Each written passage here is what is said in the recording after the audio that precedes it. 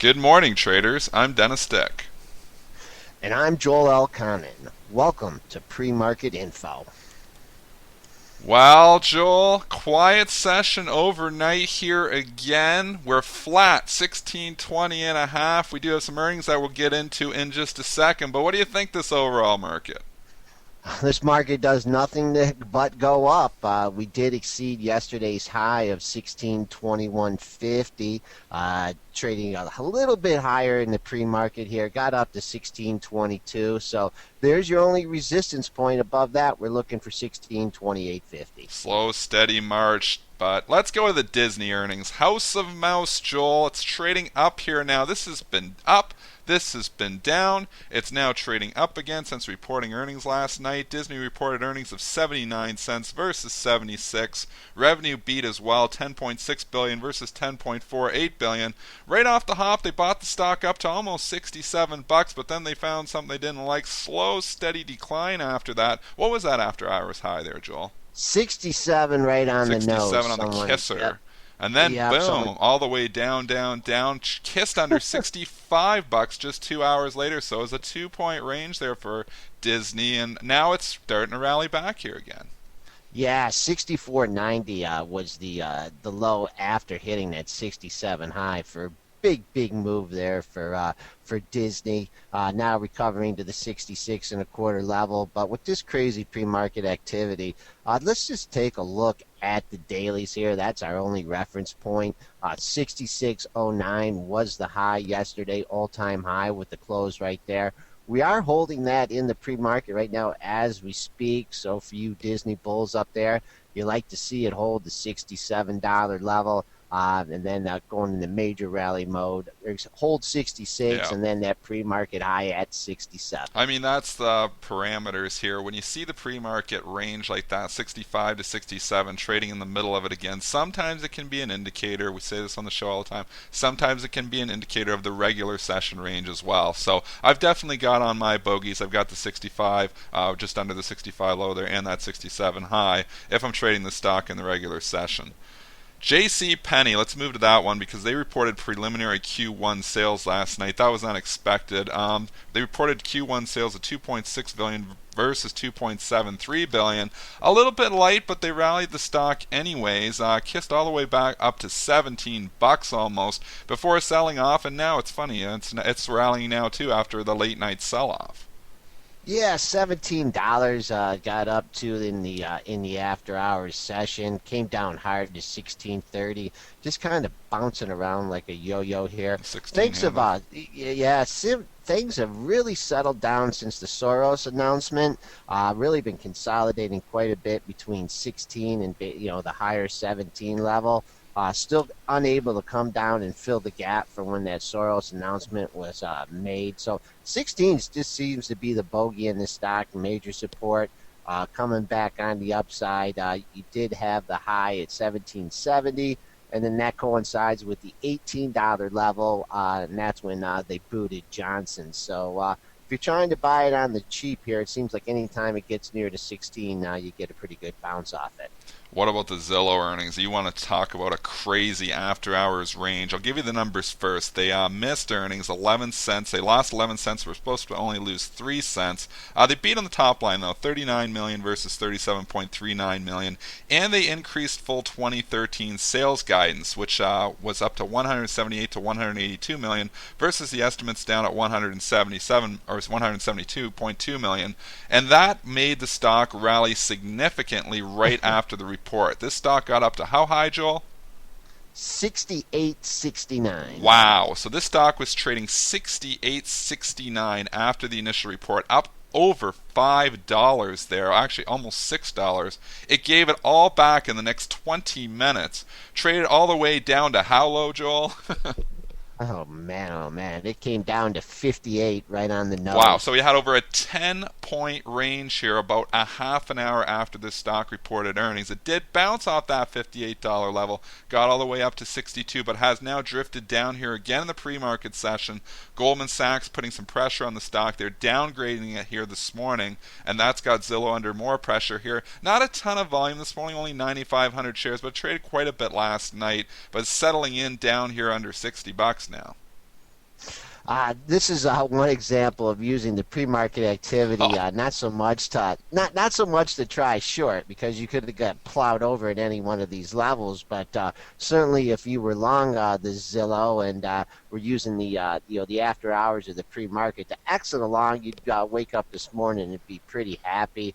I mean, Goldman jumping on this stock is not a good sign. The $60 level has been major support here for the last four trading sessions. We are trading below it. So if you're getting a pop on the upside, it comes back into the $60 level.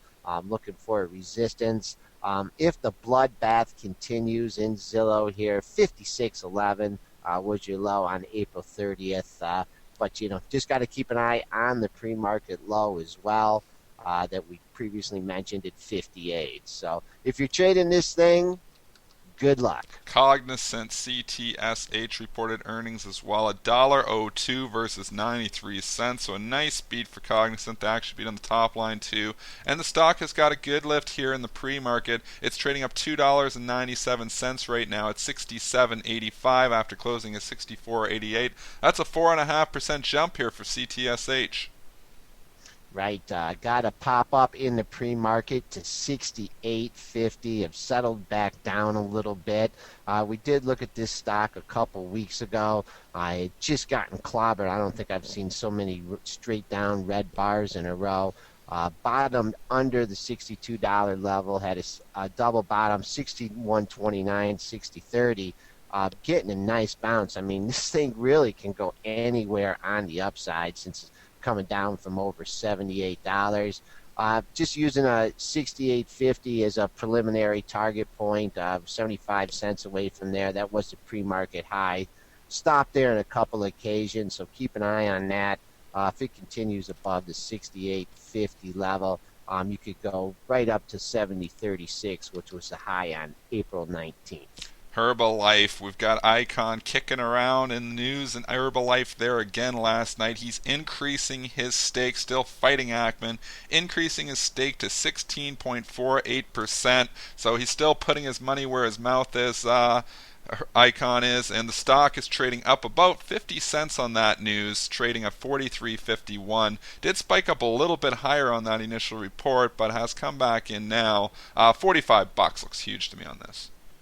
Yeah, 44.60 was the high in the pre-market. It kind of settled down here, finding good support under the $43 level.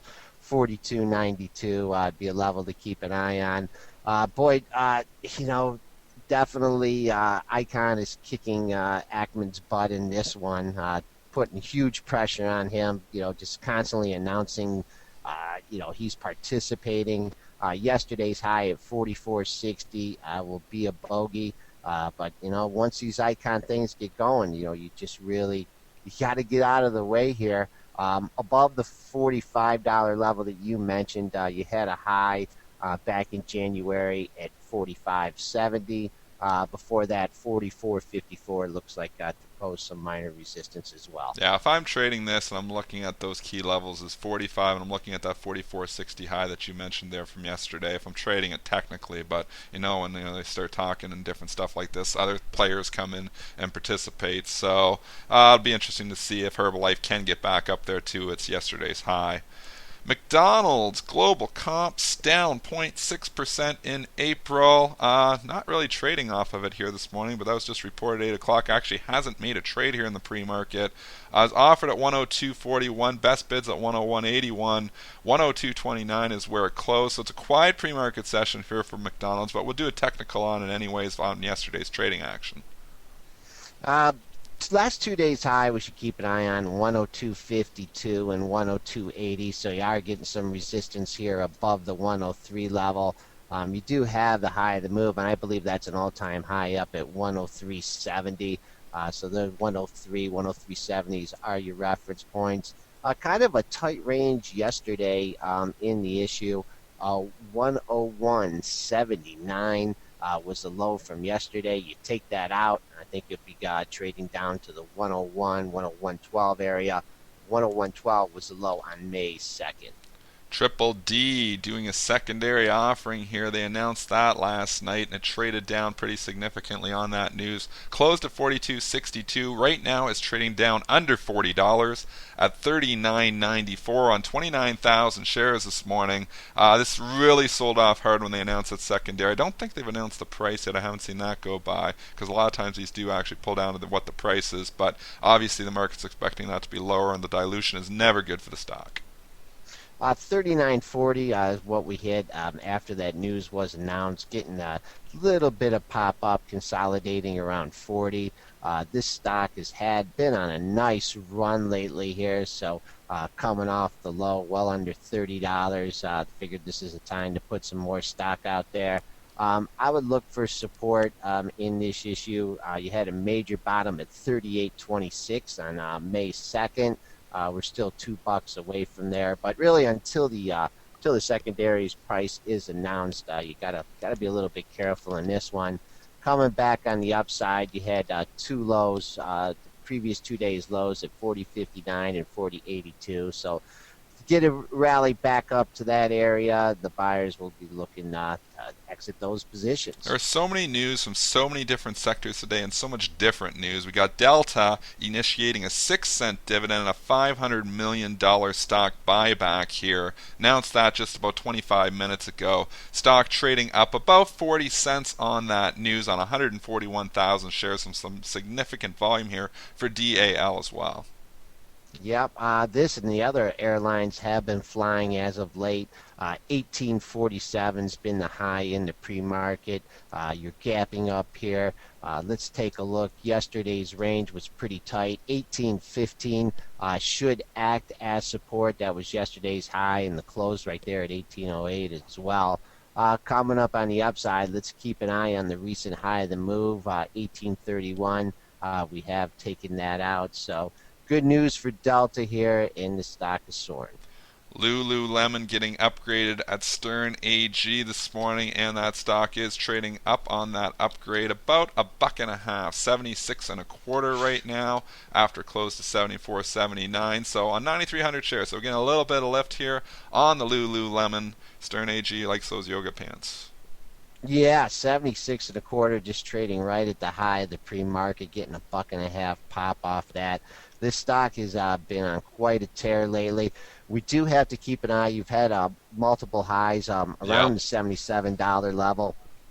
High at 77.04, 77.15, and 77.27. Still $1.50 away from there, but that should be the major resistance if this upgrade continues to hold any weight. Yeah, that whole $77 I'm looking at, we had a high on the 25th at 76.80. Just before that, you had a high of 77.27 on the 22nd, and then 77.15, 77.04 on the 2nd. You're kind of 4 or 5 highs all within 30, 40 cents of each other, just above 77 and just below 77. So that's the area that I'm looking at where you're going to probably run into some sellers if it gets back up there. If it's running the sellers 4 or 5 times, why can't you run them in the 6th time? Lowe's getting upgraded. ISI Group up 50 cents here in the pre-market with the upgrade 40.75. Pretty light volume, 4,200 shares.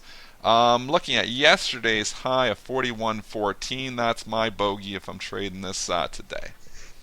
Right. Haven't quite got there yet. 41.41 was the high in the pre-market. We've only been able to get up to 40.90 on one pop, so we can keep an eye on that level. Really, I mean, this stock has been moving, making new all-time highs here after it broke out above the $39 level. So if you have to pick a target, 41.14, yesterday's high, it's the only thing on the radar. Coming back on the downside here, 40.12, yesterday's low, $40 level should be good support. We have a lot of companies going ex-dividend today and tomorrow. Some major companies from the S&P. Looking at some big ones that went ex-dividend today. Walmart went ex-dividend for 47 cents. So the adjusted close for the dividend is 78.36. I'll just fly through a few of these. You got Pfizer went ex-dividend for 24 cents. That adjusted close is 28.79. You got Wells Fargo WFC went ex-dividend for 30 cents today. The adjusted close is 38.10. Boeing went ex-dividend today for 48 cents. Symbol BA. Stocks adjusted closes 94.30. You also got IBM went ex-dividend today for 95 cents here. Adjusted close 202.68. Some of these stocks have had a little bit of run up into the ex-dividend date. I know IBM was down just the day before, but had 4 or 5 days going straight up into them. Tomorrow, we'll come back to a technical on these, a couple of these in a second. Tomorrow's a big one. You got Apple going ex-dividend tomorrow for $3.05 since this is the first dividend they've had since they've increased their dividend. And it has had a run up, obviously, before the ex-dividend date here as well. You've got ExxonMobil going ex-dividend for 63 cents tomorrow, and you've got UPS going ex-dividend for 62 cents. So you got some guns that are going ex-dividend, and we always talk about the dividend plays, and what statistically happens is you usually see strength a few days before the stocks go ex-dividend, and you usually see weakness in the stocks a few days after they go ex-dividend. Other things being equal, obviously, if the market's up, they're all up. But just taking those dividend plays into account, usually you will see some strength. Let's go back to the Apple chart, though, Joel, and do a technical on Apple, because I know we have a lot of Apple traders out there, and it is trading up $1.38 here today ahead of tomorrow's ex-dividend date. Right. The rally kind of lost a little bit of steam yesterday. You did top out here yesterday at 465.75. Getting a little bounce here in the pre-market, but you got to keep an eye on that 465.75. I mean, this stock has had a huge run up, for these dividend players or value players or whatever you call it, bottom pickers. Use that 465.75 as major resistance. That also coincided with a high that you had in the issue. 465.84 was a high on March 26. Coming back on the downside, you do have two lows pretty close to each other between 453.70 and 454.31. So I don't look for a major sell-off in Apple until we get under the 454 level. Let's take a look at the chart of Google here too, because Google made a new all-time high just by a blip there yesterday at 863.87. But did pull back after that, but is trading up $1.22 right now in the pre-market here. This has been a real run here for Google. You got 1, 2, 3, 4, 5, 6. In the last 8 trading sessions, this was under $800 8 trading sessions ago. It's now kissed over 860. So obviously, it's been a heck of a run here for Google. Right, yeah, it looks like it was just going to soar again yesterday. Took out the former all-time high, 861.85. And when it came down a little bit, if you're trying to lock in profits here, I mean, it's psychological, the 850 level. We're still, $8.50 away from that. Also have a double gap and go in the stock. So usually, these kind of situations, you get the double gap area. Sometimes you kind of weasel back down and fill those gaps. So, keep an eye on the psychological 850 level, and then also the former all-time high at 844.